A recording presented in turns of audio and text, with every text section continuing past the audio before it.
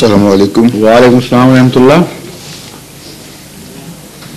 I want to apologize for my language because I come from a French country, Ivory Coast. I want to thank the Ahmadiyya community which give us the opportunity to know many things about the community. One thing is true, in my country, Ahmadiyya community is not developed. When did you last visit your country? Pardon? When did you last visit your country? Just 6 months. Huh? 6 months. 6 months. Yeah. But you don't know that during the last 2 years, Yeah. more than 100,000 people have become Ahmadis in your country. In my country, we have just one school, Ahmadiyya. Huh? One school, Ahmadiyya. One school. Yeah, I'm Ahmadiyya. not talking of schools. I'm talking of conversions to Ahmadiyyat. Yeah, So don't you agree yeah, that the number by now, within the last 2-3 years, has reached number of converts? yeah, Around 200,000 people. yeah. So you still call it a poor result or a poor showing?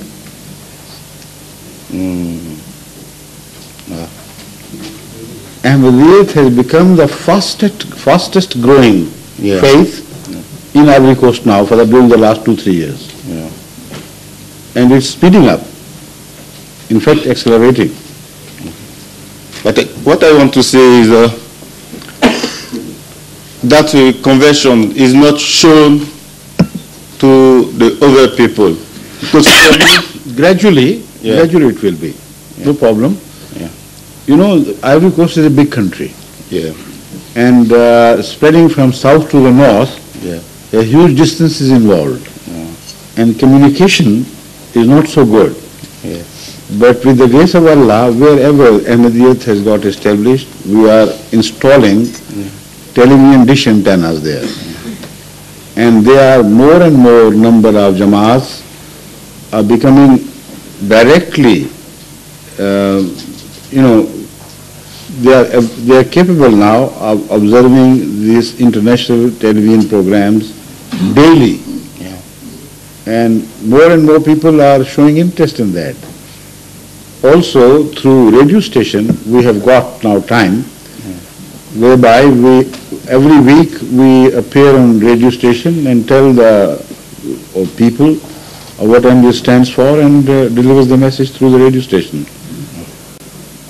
See? yeah, The radio station I'm talking is national.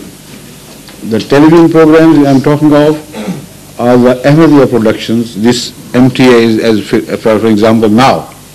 It is transmitting this proceeding to the entire world.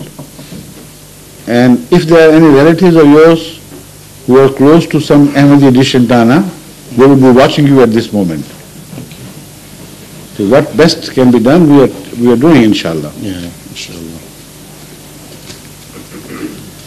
Now, my question is, for me, what is the Ahmadiyya community? Is it another religion, a sect or a branch of Islam, like Sufi, for example? No, it's not like Sufi, it's not like any other sect. Yeah. It is like the early period of Islam itself. Because Ahmadiyya community has come into being to serve the purpose of rehabilitating the beauties of Islam. And that is the only purpose, major purpose, I should say, of the advent of the Messiah and Mahdi. They were not to invent new things and add to the Islam. Because if you add to perfection, you always make it uglier rather than making it more beautiful. You understand? Yeah. I should say ugly. If you try to add to the perfection, you only succeed in making it look ugly. You can't add to improve perfection. So Islam has already been perfected by Allah. Yeah. Nobody can improve. So when Hazrat Rasul Akram sallallahu alaihi wasallam prophesied that Messiah would come, Mahdi would come, etc., the Mahdi would come, he didn't mean that they would come to add to Islam or subtract from Islam. So what was the purpose? The purpose was that those additions which were made to Islam unlawfully by the scholars in Islam during the last 1400 years, they had distorted the looks and the message of Islam. So the Mahdi and the Messiah would come to rehabilitate the original beauty of Islam. And as such, it can't be likened unto any other sect you know of. No other sect except Ahmadiyyat claim to be planted by God through the promised Messiah or through the promised Mahdi. Some of course claim that they have been planted by the Mahdi, but at the same time they cannot produce any Messiah. And this is a very important deviation by them from the predictions of Hazrat Muhammad Rasulullah Sallallahu Alaihi Wasallam.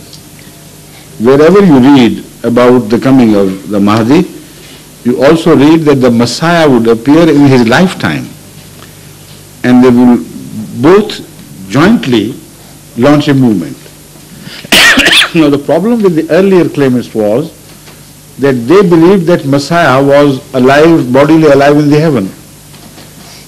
And they could claim to be the Mahdi, but could not claim to be the Messiah. Because the moment they claim, people would say, you have been born before us, so first go to the heaven and descend from there, then we will accept your claim. So this was a dilemma all claimants of Mahdihood earlier than Hazrat Mirza Sahib faced and could not solve. There is not a single claimant to Mahdihood who can also show, in accordance with the prophecy of Hazrat Muhammad that look here, I have come and here is Messiah, descended from the heaven before your very eyes. Now Hazrat Masih Maud was raised by God and also guided by God. So such a dilemma did not bother him at all, because God had told him that old Jesus is dead. Who was promised was only a metaphorical Jesus, and he would be no other than the Mahdi himself. So having claimed this, he also supported this view with the help of a hadith which is found in Ibn Majah, one of the 6 reliable books of tradition, which reads, Lal Mahdiyo illa Isa.